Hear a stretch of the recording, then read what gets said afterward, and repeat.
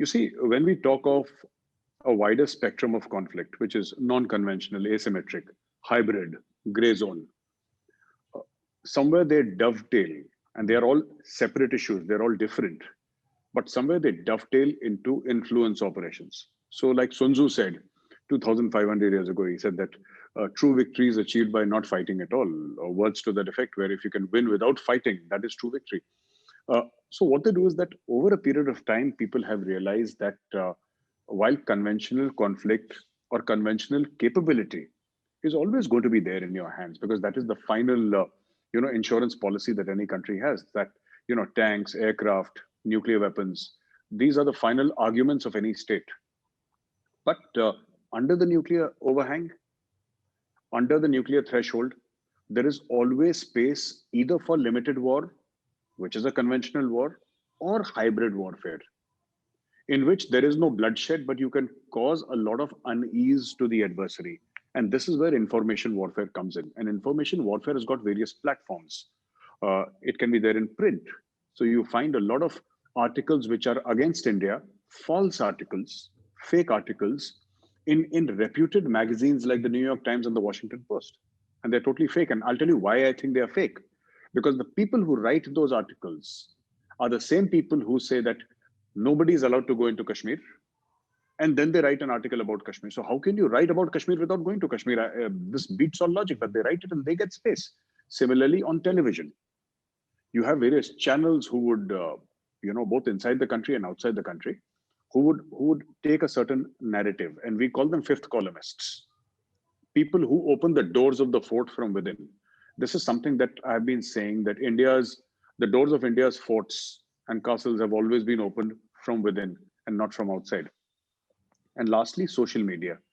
This actually exploded with social media on the scene, in which a lot of people along the way have used social media to harm India, to create a certain narrative. All these things come under the ambit of what we know as influence operations.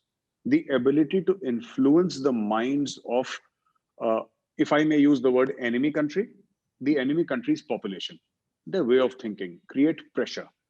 So in India, while everybody has a right to protest, and this is a constitutionally given right, not given by you or me or anybody else, not even by the ruling dispensation, this is given by the Constitution of India, and this right is sacred and nobody disputes it. But you will find the enemy taking advantage of such, protests, whether it's Shaheen Bagh, whether it's the farmer protests. And of course, the farmers have every right to protest. Why not?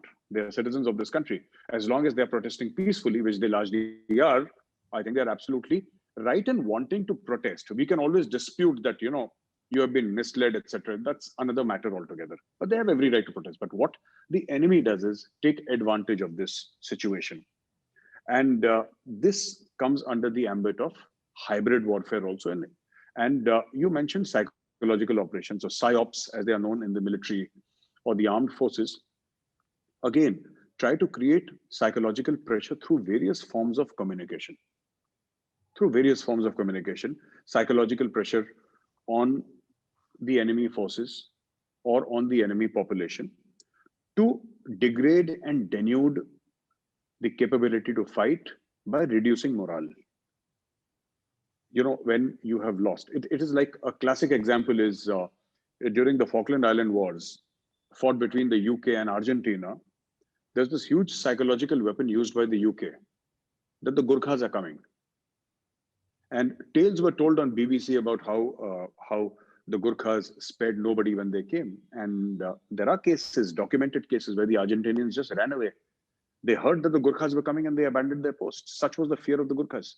So that is one level of psychological operations. What we are seeing is a mixture of many levels of operations, including gray zone warfare, in which politics is used. So if you look at the Chinese three warfare strategy, I'm sure everybody's heard of it, the three warfare strategy. So you have information warfare, you have media warfare, you have legal warfare, you have all these kinds of warfare which are used, which are not traditionally conventional methods of fighting a war.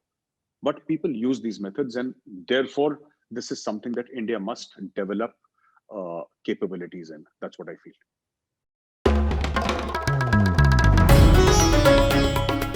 Namaste. We hope you enjoyed this Chitti Media content.